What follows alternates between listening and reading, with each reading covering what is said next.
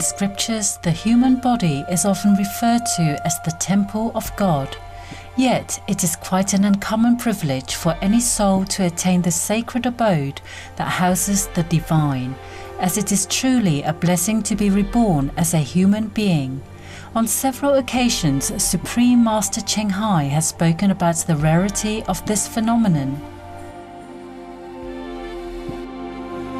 To be reincarnate in the human world is hard.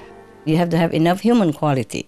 You have to have affinity with the parents, yeah, and with the society, with the people around which you were born. And very difficult. To be a human, you need some merit. You have done something good in the past in order to be able, yeah, to be able to pick a human birth.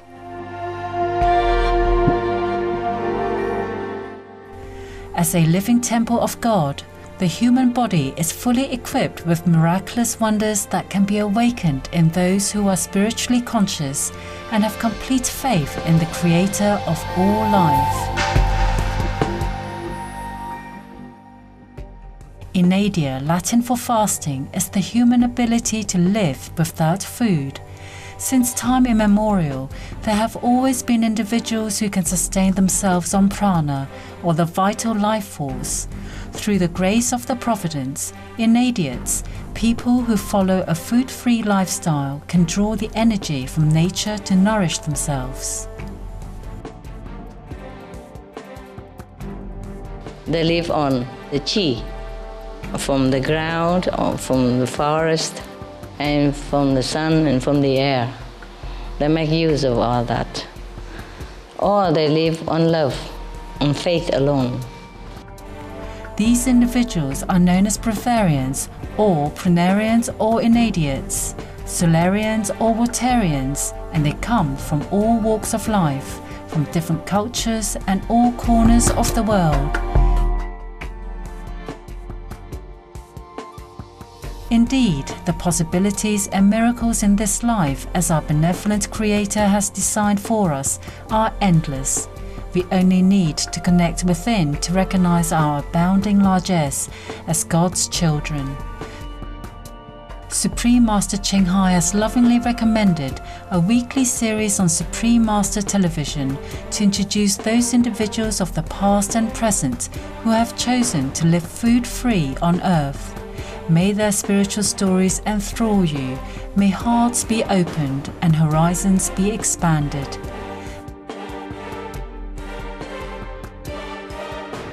We now invite you to join us for part 1 of our 2-part program, Blessed Helen Anselmini and Elizabeth the Good, Breatharians through Noble Ideals, on Between Master and Disciples. This program discusses the possibility of breatharianism, or living without eating food, and is not a full instruction. For your safety, please do not attempt to cease eating without proper expert guidance.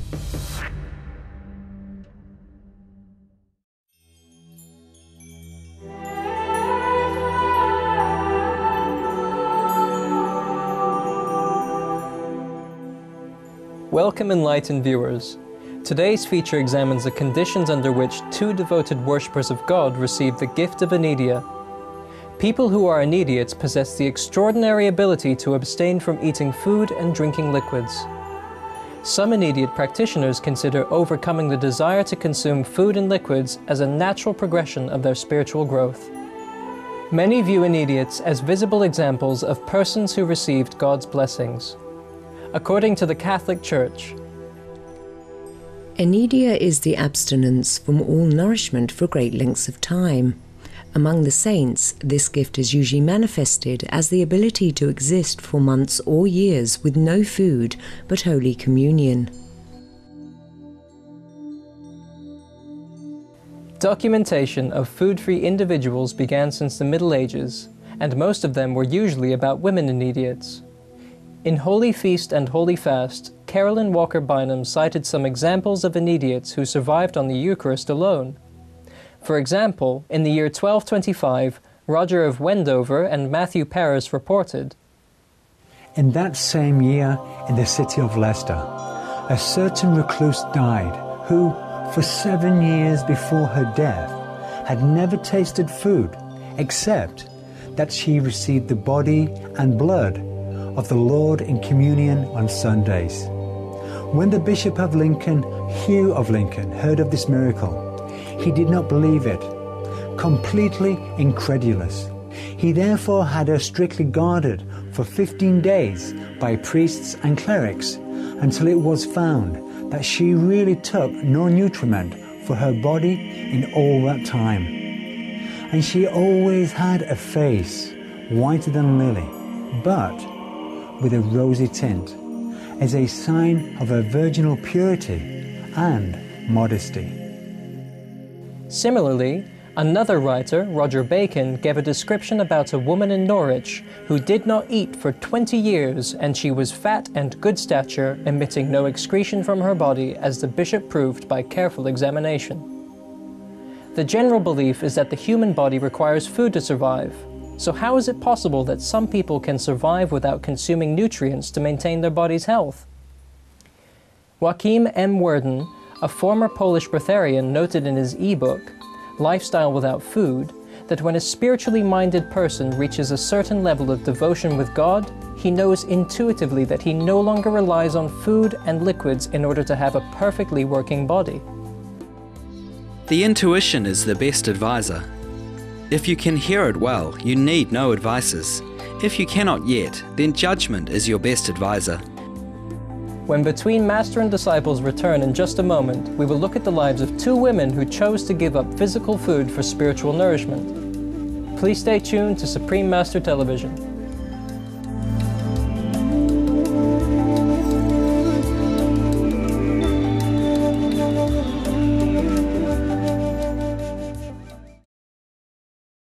This program discusses the possibility of breatharianism or living without eating food and is not a full instruction. For your safety, please do not attempt to cease eating without proper expert guidance.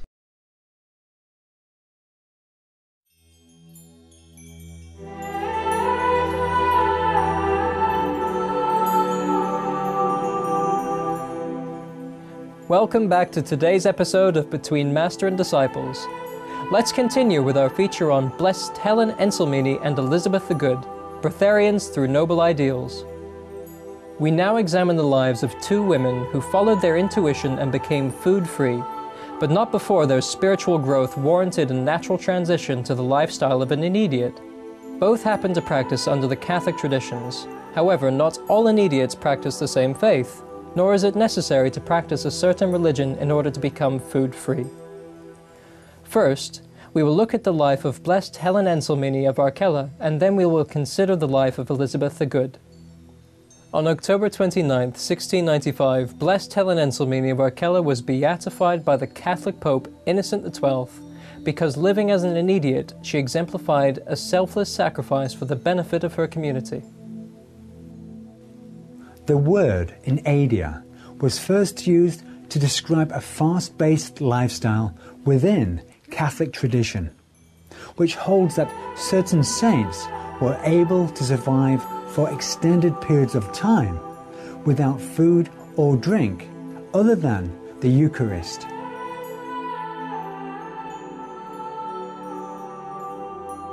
Blessed Helen Enselmini was born in Padua, Italy in the year 1200. At the age of 12, she attended the Church of St. George during Lent. The preacher, St. Francis of Assisi, spoke of absolute poverty and zealous acts of charity with such clarity that he inspired her to dedicate her life to God. Blessed Helen Enselmini wanted to follow his example of living without worldly comforts for the betterment of humankind. St. Francis believed it was godly for man to live in poverty based on a sermon with the following biblical message.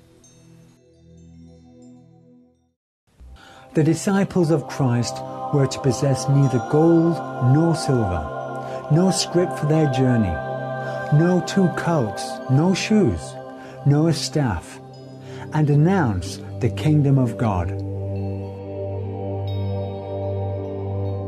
Such a lifestyle included living in handmade huts next to churches and wearing the coarse woolen tunics of the poorest peasants. As she learned more about St. Francis's noble ideals, Helen yearned to follow his practice of penance, brotherly love, and peace. Also moved by St. Francis's sermon was Claire, an 18-year-old heiress in Assisi and a friend of Blessed Helen Enselmini. Claire begged St. Francis to allow her to become a student of his teachings. With his consent, Claire, Blessed Helen Enselmini, and a third female friend left their homes and embarked on a life path in dedication to God and selfless service to humanity.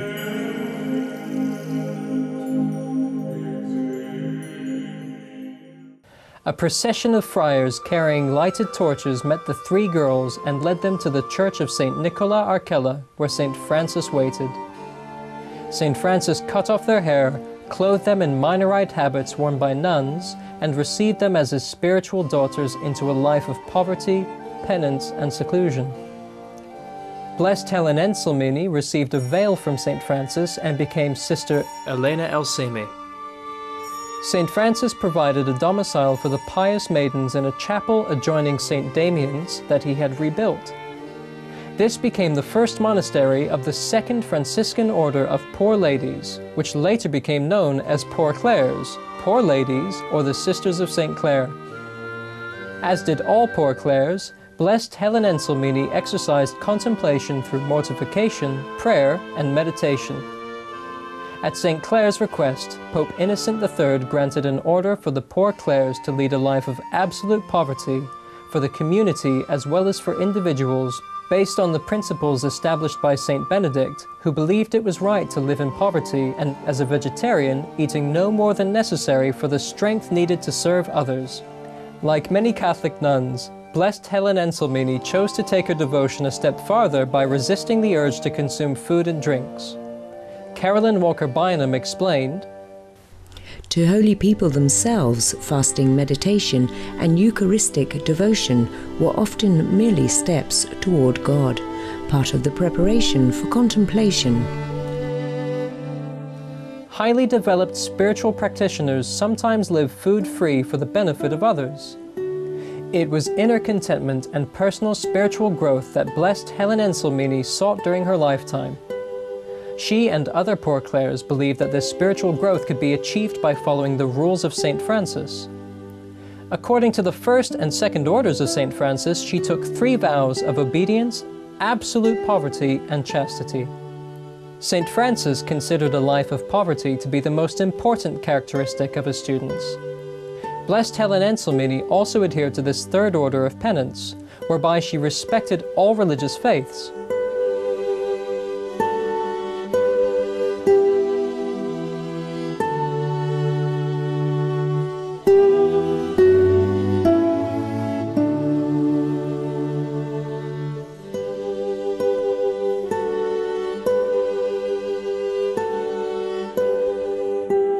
Eventually, her life of purity and dedication to aid others resulted in her giving up food to live as a breatharian, sustaining herself on the divine love and devotion to God.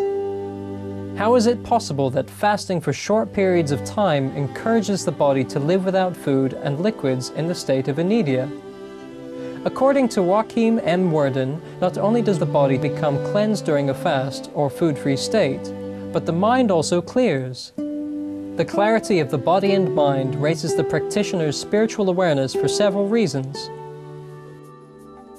Toxins come to the surface and blockages get released.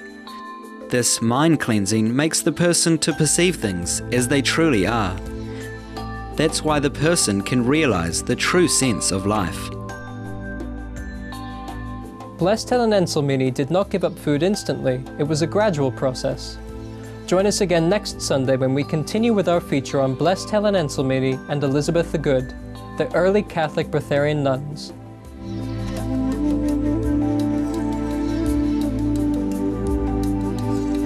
We appreciate your company for today's episode of Between Master and Disciples.